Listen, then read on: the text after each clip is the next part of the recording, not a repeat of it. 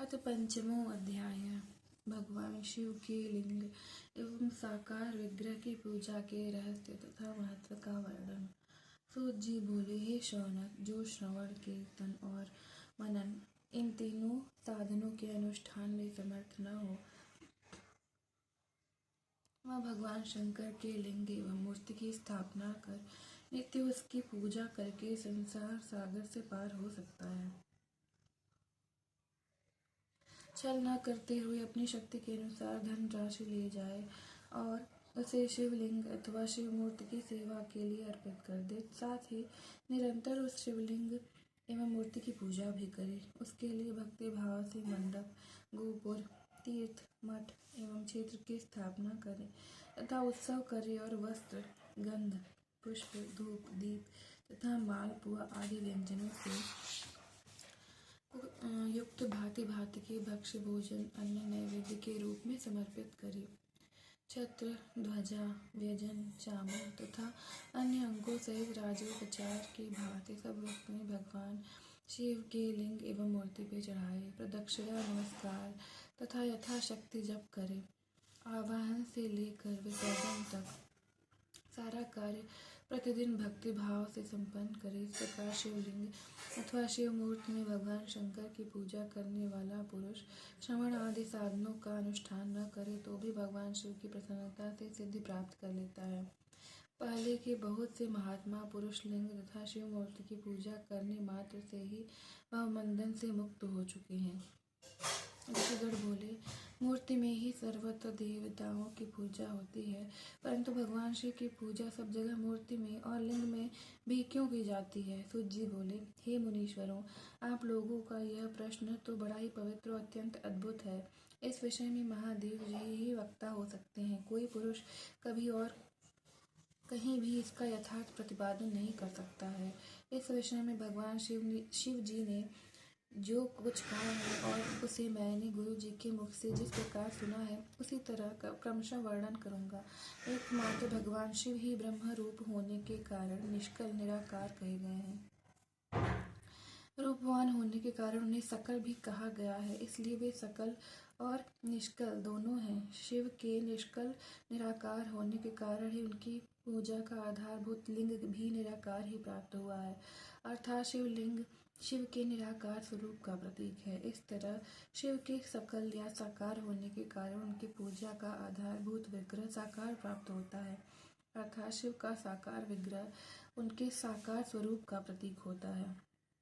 सकल और अकल समस्त अंग आकार सहित साकार और अंग आकार से सर्वथा रहित निराकार रूप होने से ही वे ब्रह्म शब्द से कहे जाने वाले परमात्मा हैं।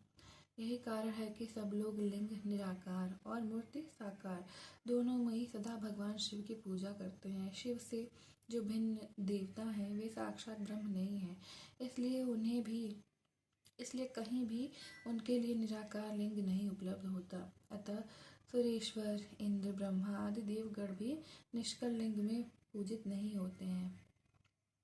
सभी देवगण ब्रह्म न होने से अपितु सगुण जीव होने के कारण केवल मूर्ति में ही पूजे जाते हैं। शंकर के अतिरिक्त अन्य देवों का जीवत्व और सदाशिव का ब्रह्मत्व वेदों के सारभूत उपनिषदों से सिद्ध होता है। यहाँ प्रणव ओंकार के तत्व रूप से भगवान शिव का ही प्रतिपादन किया गया है। इसी प्रकार पूर्व में मंदराचल पर्वत पर ज्ञानवान ब्रह्मपुत्र सनत कुमार मुनि ने नंदकेश्वर से प्रश्न किया था। सनत कुमार बोले, हे भगवान, शिव के अतिरिक्त उनके वश में रहने वाले जो अन्य देवता हैं उन सबकी पूजा के लिए सर्वत्र प्रायः मूर्ति मात्र ही अधिक संख्या में देखा और सुना जाता है। केवल भगवान शिव की ही पूजा में लिंग और वे यानी मूर्ति दोनों का उपयोग देखने में आता है। अतः हे कल्याण में नंदकेश्वर, इस विषय में जो तत्व की बात हो उसे मुझे इस प्रकार बताइए जिससे अच्छी तरह समझ में आ जाए। नंदकेश्वर बोले, हे निष्पाप ब्रह्म कुमार, हम जैसे लोगों के द्वारा आपके इस प्रश्न का कोई उत्तर नहीं दिया जा सकता, क्योंकि यह गोपनीय विषय है और लिंग साक्षात ब्रह्म का प्रतीक है। इस विषय में भगवान शिव ने जो कुछ भी बताया है उसे मैं आप शिव भक्त के समक्ष कहता हूँ। भगवान शिव ब्रह्म स्वरूप और निष्कल निराकार हैं, इसलिए उन्हीं की पूजा में निष्कल लिंग का उपयोग होता है। संपूर्ण वेदों का यही मत है, वे ही सकल हैं। इस प्रकार वे निराकार तथा साकार दोनों हैं। भगवान शंकर निष्कल निराकार होते हुए भी कलाओं से युक्त हैं, इसलिए उनकी साकार रूप में प्रतिमा पूजा भी लोक सम्मत है। शंकर के अतिरिक्त अन्य देवताओं में जीवत्व तथा सगुणत्व होने के कारण वेद के मत में उनकी मूर्ति मात्र में ही पूजा मान्य है। इस प्रकार उन देवताओं के आविर्भाव के समय जब उनका समग्र साकार रूप प्रकट होता है, जबकि भगवान सदाशिव के दर्शन में साकार और निराकार ज्योति रूप दोनों की ही प्राप्ति होती है। सनत कुमार बोले, हे महाभाग, आपने भगवान शिव तथा दूसरे देवताओं के पूजन में लिंग और मूर्ति के प्रचार का जो रहस्य विभाग पूर्वक बताया है वह यथार्थ है। इसलिए लिंग और मूर्ति आदि उत्पत्ति का जो उत्तम वृतांत है उसी को मैं इस समय सुनना चाहता हूँ।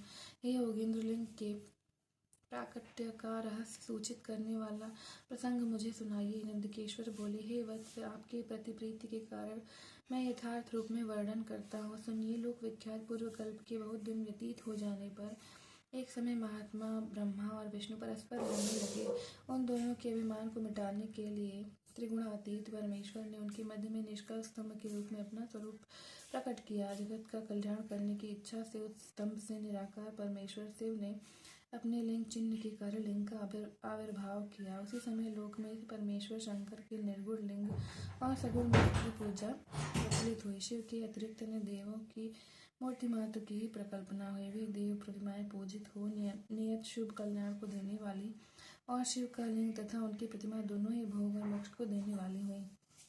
इस प्रकार श्री शिव महापुराण के अंतर्गत प्रथम विदेश्वर संहिता में शिवलिंग की महिमा का वर्णन नामक 5वां अध्याय पूर्ण हुआ। हरि ओम।